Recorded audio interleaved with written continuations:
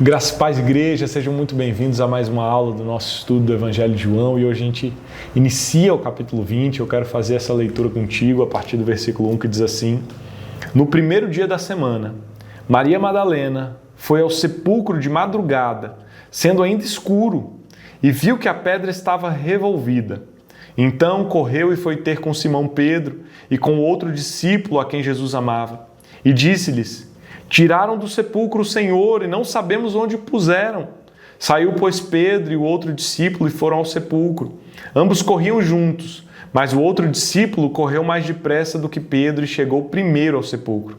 E abaixando-se, viu os lençóis de linho, todavia não entrou. Então Simão Pedro, seguindo, chegou e entrou no sepulcro. Ele também viu os lençóis e o lenço que estivera sobre a cabeça de Jesus e que não estava com os lençóis, mas deixado no lugar à parte. Então entrou também o outro discípulo que chegara primeiro ao sepulcro e viu e creu, pois ainda não tinham compreendido a Escritura que era necessário ressuscitar ele dentre os mortos. E voltaram os discípulos outra vez para casa. Até aqui eu quero orar contigo. Senhor Deus, muito obrigado por essa palavra, Deus, que é inerrante, infalível, que é inspirada pelo Senhor. Deus, que qualquer vida que tiver acesso a esse conteúdo receba, meu Deus, um conhecimento profundo do Senhor. Receba, Pai, uma alegria que flui dessa palavra, que nos limpa, que nos lava. Deus, nós te agradecemos por tudo. Que nós possamos aprender um pouco mais hoje do Senhor, da Tua obra, da Tua vida que flui sobre nós. Em nome de Jesus. Amém. Queridos, hoje a gente vai fazer o início desse capítulo 20. Eu quero hoje falar sobre esse túmulo vazio. O túmulo vazio de Jesus, ele é a certeza de que o nosso Senhor Jesus Cristo, ele não é um homem qualquer. Muitos dizem que Jesus foi só um grande homem, um filósofo que passou por essa terra, mas Jesus Cristo certamente não é um homem comum. Jesus Cristo, ele é Deus. Ele não é um Sócrates da vida que morreu por uma causa nobre, né? Tomou um veneno porque tinha uma verdade, uma causa para proteger. Não, Jesus Cristo é o único que passou por essa terra e que não pôde ser derrotado pela morte, porque ele venceu a morte. Ele é o único que no seu túmulo está descrito, ele não está aqui porque ele vive. Jesus Cristo, ele é Deus. E eu quero que você reflita hoje sobre a relevância da ressurreição. Sabemos que Jesus, ele é Senhor, mas ele pagou o preço pelos nossos pecados. E por que a necessidade de ressuscitar? Por que era necessário Jesus ressuscitar se na cruz do Calvário ele já tinha demonstrado seu amor e quitado as nossas dívidas diante do Pai em relação à nossa culpa? E a resposta é o que Paulo diz ali aos Coríntios, no capítulo 15. E se Cristo não ressuscitou, é vã a nossa pregação e é vã a fé que vocês têm. Ou seja, sem ressurreição, não há uma fé verdadeira ou uma fé poderosa, é uma fé vazia. E por que é vazia? Eu gosto de ilustrar isso com a história de As Crônicas de Nárnia. Você já deve ter lido ou assistido o filme da obra de C.S. Lewis, que ele conta sobre 4 irmãos que entram num guarda-roupa e eles têm acesso a um mundo encantado. E essa é uma obra que ele tem várias alusões à fé cristã, à Bíblia. E uma delas é que Edmundo, um desses irmãos, ele passa a ter contato com a feiticeira branca, que é uma representação de Satanás, que é uma representação do reino das trevas. E quando Edmundo tem contato com a feiticeira branca, ele entrega os seus irmãos. Então ele entrega a Satanás e ele é culpado de um pecado gravíssimo. E esse pecado traria sobre ele a morte. Mas entra em cena Aslan, que é o leão, que é a representação de Jesus Cristo. Então Aslan diz o seguinte: eu sei que Edmundo tem que morrer por conta do pecado dele, mas eu vou morrer no lugar dele. E a gente tem uma cena belíssima onde o leão, o Aslan, ele vai para um lugar onde ele se sacrifica no lugar de Edmundo, que é uma representação da humanidade. Mas a história, ela poderia terminar ali com um fim não muito bom. Por quê? Porque se o leão morre e apenas salva Edmundo daquele momento, a gente não resolve outro problema. E o outro problema a ser resolvido era a morte, porque ainda os irmãos teriam que enfrentar a feiticeira branca num campo de guerra, numa batalha. E se Aslan não ressuscita, se o leão não ressuscita para travar essa batalha e vencer essa batalha, os irmãos certamente morreriam, o reino de Aslan certamente sofreria. Então, ele ressuscita para que verdadeiramente a morte fosse vencida. Então, a ressurreição de Jesus é a certeza de que eu e você não vamos perecer eternamente, mas vamos viver eternamente, porque Cristo ressuscita, vence a morte e nos traz a certeza de que a morte não vai nos deter. É o que Paulo, nesse mesmo capítulo 15, diz. Ele fala assim: onde está, ó morte, a sua vitória? Onde está, ó morte, o seu aguilhão? A ressurreição de Jesus Cristo, o túmulo vazio, é a certeza de que nós teremos a vida eterna. Isso é maravilhoso, queridos. Então, qual é o contexto que nós estamos tratando aqui nesse capítulo 20? Nós vamos entender melhor se percebemos que o contexto dos capítulos anteriores é a crucificação de Cristo. Jesus foi crucificado na cruz do Calvário. Jesus Cristo, ele foi levado até o seu túmulo, o seu sepulcro, e a gente percebe que em todo momento a profecia, a palavra de Deus está sendo cumprida. Então, Jesus Cristo estava ainda na cruz do Calvário, os judeus querendo acelerar a sua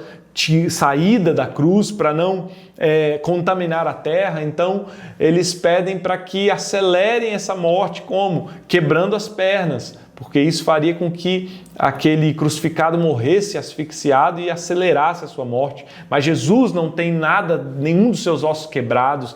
Ele já estava morto, mas ele também cumpre uma profecia, porque ele é o Cordeiro Pascal, ele é o Cordeiro que é assado completamente, que não tem nenhum dos seus ossos danificados ou quebrados. Então, as profecias vão se cumprindo. Nicodemos entra em cena para trazer as especiarias para o embalsamento de Cristo. Também José de Arimateia é usado para providenciar esse sepulcro, e tudo acontece até quando nós chegamos a esse capítulo 20, onde Jesus já está sepultado. E aí entra em cena uma mulher chamada Maria Madalena, e no versículo 1 diz: no primeiro dia da semana, Maria Madalena foi ao sepulcro de madrugada, sendo ainda escuro, e viu que a pedra estava revolvida. Ou seja, queridos, no primeiro dia da semana. E por que essa menção ao primeiro dia da semana? A gente podia ter uma menção, por exemplo, ao terceiro dia, que ele profetizou que ressuscitaria, mas a escolha do primeiro dia da semana é uma escolha de palavras para expressar uma nova criação. Querido, se você assistiu à mensagem anterior, você percebeu que Jesus, ele tem um plano de restaurar um jardim, ele tem um plano de restaurar a criação. O plano de Deus é restaurar a sua humanidade, é ter um povo redimido, é ter um povo recriado, e isso acontece na obra de Cristo. Por isso, o primeiro dia da semana ele faz uma alusão à criação, porque Deus no primeiro dia cria, mas agora Jesus, no primeiro dia da semana, traz uma redenção, uma restauração para o seu povo. E é isso que nós recebemos em Cristo Jesus, uma restauração, uma redenção. É como se a humanidade ela agora pudesse experimentar de uma nova criação. E é isso que o autor de João, o evangelista João, ele está querendo expressar. No primeiro dia da semana, Jesus ressuscita. E Maria Madalena é uma mulher que nós sabemos que Jesus expulsou dela 7 demônios. É uma mulher que nós sabemos que ela participou do ministério de Jesus ativamente. E é interessante perceber que ela encabeça as narrativas dos evangelhos nesse episódio da ressurreição. Ela sempre aparece, você vai ver isso em Mateus, em Marcos, em Lucas. E é engraçado que o nome dessa mulher apareça. Por quê, queridos? Porque se ela foi uma mulher de Jesus, que Jesus precisou expulsar 7 demônios, é fácil perceber que foi uma questão, uma pessoa não muito sociável ou talvez bem vista aos olhos da sociedade. Para além disso, a gente tem o fato dela ser uma mulher, o que significa que o testemunho dela não era válido naquela época. Mas mesmo assim, Deus chama essa mulher para encabeçar as listas das narrativas, para ser um instrumento de testemunhar desse túmulo vazio. E é isso que Deus faz conosco, queridos. Ele nos restaura. Maria Madalena é um símbolo, um sinal dessa restauração, dessa recriação de Jesus Cristo. Essa mulher que teve 7 demônios expulsos da sua vida, é a resposta dessa recriação do Senhor. E é Deus, e é o Senhor Jesus que escolhe essa mulher para ser essa testemunha. Então ela vai ao sepulcro, ela vai de madrugada, queridos. Ela vai quando ainda estava escuro. E a gente pode também pensar que João cita só Maria Madalena. Nós sabemos que nos outros evangelhos outras mulheres são citadas nesse episódio da ida ao sepulcro. A gente pode ir por 2 caminhos. Ou João citou apenas Maria Madalena e havia outras mulheres juntamente com ela. Ou Maria Madalena foi uma pessoa que foi 2 vezes ao sepulcro. Ela foi uma primeira vez sozinha e foi uma outra vez acompanhada. Mas isso é uma questão secundária. A questão principal é saber, ela vai. Ela tem uma iniciativa. Ela ama o seu Senhor, ela é usada por Deus para ser essa testemunha. E ela vai quando ainda estava escuro, queridos. Uma mulher ir num breu, numa escuridão. Isso fala sobre as trevas também, que a vida dela poderia estar vivendo. E que agora ela está na vida da luz. Ela vai e presencia que a pedra estava mexida, estava revolvida. E isso, queridos, faz a gente pensar numa segunda questão. Ela olha, percebe que o túmulo está de alguma forma mexido, estava escuro, era um período de trevas. Aí ela vai correndo chamar Simão e o outro discípulo, que é João, a quem Jesus amava, o discípulo amado. E ela vai anunciar a eles que tiraram do sepulcro o Senhor e não sabemos onde o puseram. Queridos, naquele tempo era muito comum que sepulcros fossem roubados, saques nos sepulcros, destruição em túmulos.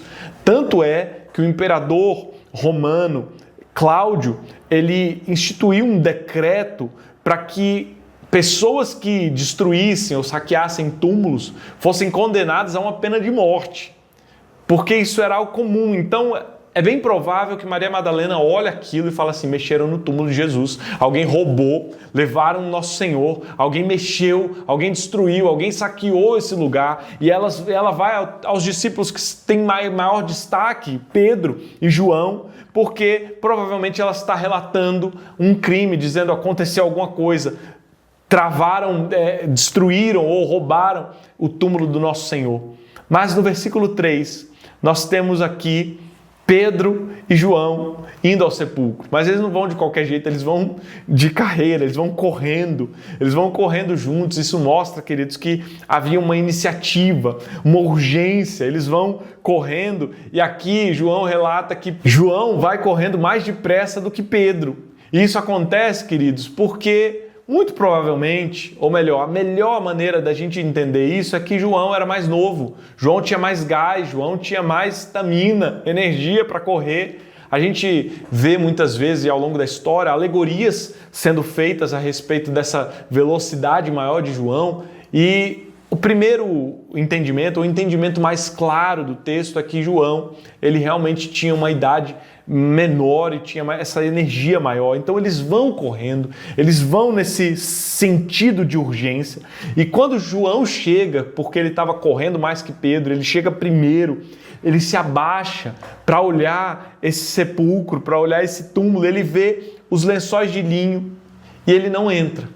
Isso traz para nós o indicativo de que João já teve um primeiro estalo. Ele vê os lençóis de linho e ele olha e fala assim, provavelmente, pensa, Jesus não está aqui, o túmulo foi mexido, mas se alguém fosse roubar esse túmulo, deixaria lençóis de linho? Porque, queridos, naquela época, roupas, lençóis de linho eram muito valiosos. Então, se alguém foi saquear, se alguém foi roubar, provavelmente ou certamente não deixaria para trás lençóis de linho, que era algo de valor. Então, João tem esse primeiro vislumbre, ele não entra, ele olha e percebe. Agora, no versículo 6, queridos, Pedro, o atrasado que chegou depois, que não correu tanto quanto João, ele vai e chega entrando no sepulcro. Pedro, ele é essa expressão desse apóstolo que ele é destemido, que ele é enérgico, então ele vai, ele entra, ele acessa, ele também vê que os lençóis de linho estavam lá, e ele agora não só vê os lençóis, mas ele vê o lenço que estava sobre a cabeça de Jesus e que estava num lugar à parte. Ou seja, queridos, nós temos os lençóis que se diferenciavam desse lenço da cabeça, muito provavelmente porque nos lençóis de linho nós lembramos que Jesus ele foi levado a ser... As especiarias eram derramadas nos lençóis de linho e Jesus era enfaixado com esses lençóis cheios de especiarias. Então, Pedro percebe que tem lençóis, mas percebe também um lenço que estava sobre a cabeça de Jesus num lugar à parte. E, queridos, o que isso diz para nós?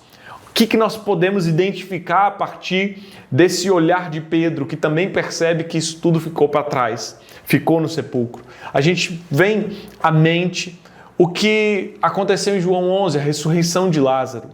Porque Lázaro, queridos, quando ele sai do sepulcro, ele sai do túmulo, ele sai com um lenço no rosto. Olha o que João 11:44 diz. Aquele que tinha morrido saiu, tendo os pés e as mãos amarrados com ataduras e o rosto envolto num lenço. Então Jesus lhes ordenou, desamarrem-no e deixem que ele vá. Ou seja, Lázaro é ressuscitado e tem o seu rosto envolvido, ainda preso num lenço. Só que agora a gente está falando de Jesus ressurreto.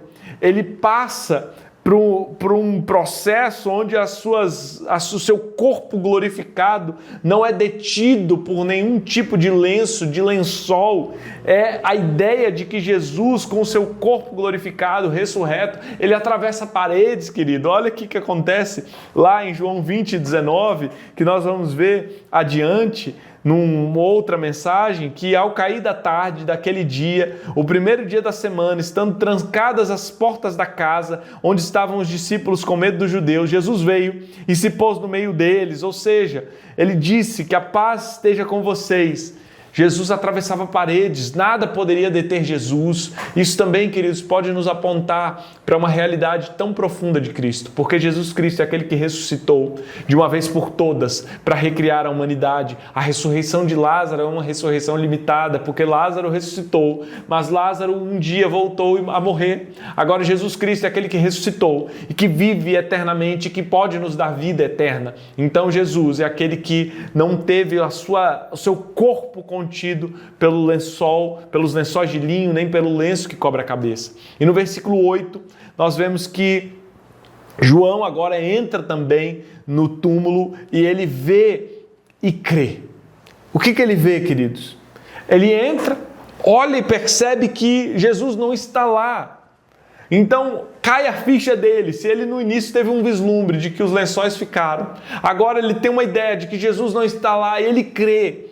Ele crê, queridos, que Jesus fez conforme havia profetizado. Ele disse que no terceiro dia ressuscitaria. Então ele olha e diz, agora Jesus não está aqui. Ele pensa, Jesus não está aqui. Ele crê, ainda que seja uma fé inicial, ele crê. Ele entende, começa a entender, melhor dizendo. Mas no versículo 9 diz que ele ainda não tinha compreendido a Escritura, que era necessário ressuscitar ele dentre os mortos. Ou seja, queridos, João, e aqui eu também incluo Pedro, os dois eles têm uma fé, uma crença incipiente, uma crença inicial, porque eles olham e percebem que Jesus não estava ali morto, o corpo de Jesus não estava ali naquele lugar, mas isso não significa que eles tinham entendido a completude da revelação de Deus, porque nós sabemos que o Espírito Santo ainda ensinaria, ainda moldaria a forma deles pensarem e os levaria a uma compreensão mais profunda das Escrituras. E que compreensão era essa a respeito da verdade de Cristo que eles ainda não tinham? Eu posso citar aqui, queridos, primeiro o livro de Lucas, porque no relato do caminho de Emaús, no Evangelho de Lucas, nós entendemos que Jesus Cristo, ele afirma que toda a palavra de Deus anunciava a respeito da sua vida. Olha o que Lucas 24, 27 diz. E começando por Moisés e todos os profetas, explicou-lhes o que constava a respeito dele em todas as Escrituras. Ou seja, Jesus explicou para aqueles discípulos lá em Lucas que toda a Escritura falava sobre ele. Mas aí nós podemos ressaltar, por exemplo, Oséias 6, versículo 2, quando fala a respeito da ressurreição de Cristo. Nós podemos pensar no que Oséias profetiza, dizendo: depois de 2 dias nos dará vida, ao 3º dia nos ressuscitará e viveremos diante dele. Ou seja, uma profecia que aponta para a ressurreição do Messias. Ou mesmo o que o salmista disse lá no Salmo 16, versículo 10, pois não deixarás a minha alma na morte, nem permitirás que o teu santo veja corrupção. Os apóstolos, eles ainda não tinham esse entendimento pleno das Escrituras, mas o Espírito Santo os estava guiando para entenderem plenamente, queridos. E no versículo 10, a palavra do Senhor diz que voltaram os discípulos outra vez para casa, ou seja, João e Pedro retornam para os seus. Essa é uma expressão que os levam para esse retorno. E por que eles retornam? A gente pode entender por 2 perspectivas. Primeiro, porque eles não queriam estar num lugar onde talvez as pessoas julgassem que havia uma cena de crime, de um corpo que foi retirado ou de um túmulo que foi saqueado. E também porque eles estavam ali processando tudo o que aconteceu. Estavam tentando entender tudo o que aconteceu, então eles têm que retornar, eles voltam para casa. Essa, queridos, é a cena do túmulo vazio. Essa é a cena da ressurreição do nosso Cristo. E o que eu quero trazer aqui para você hoje é a ideia de que Jesus Cristo não está morto, que Ele vive para sempre.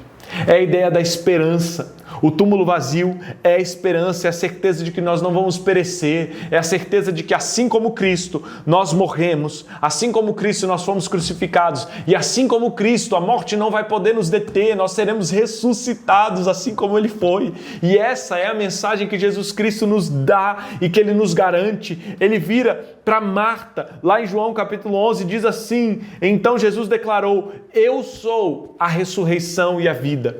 Quem crê em mim, ainda que morra, viverá. E todo que vive e crê em mim não morrerá eternamente. Você crê nisto? E é a pergunta que eu te faço. Você crê nisso? O túmulo vazio aponta para a certeza de que nós viveremos eternamente com o nosso Senhor. Eu quero orar por você. Senhor Deus, obrigado por cada vida, Pai, que tem acesso a esse conteúdo, que a esperança da ressurreição, que a certeza da Tua ressurreição, que o túmulo vazio possa nos levar, meu Deus, a amarmos mais o Senhor, a vivermos uma vida que glorifica a Ti e a termos a esperança da glória, a esperança de que a nossa vida não acaba aqui, de que a morte não pode nos deter, porque o nosso Rei ressuscitou e venceu a morte. É o que eu te peço, Senhor, em nome de Jesus. Amém. Que Deus abençoe a sua vida.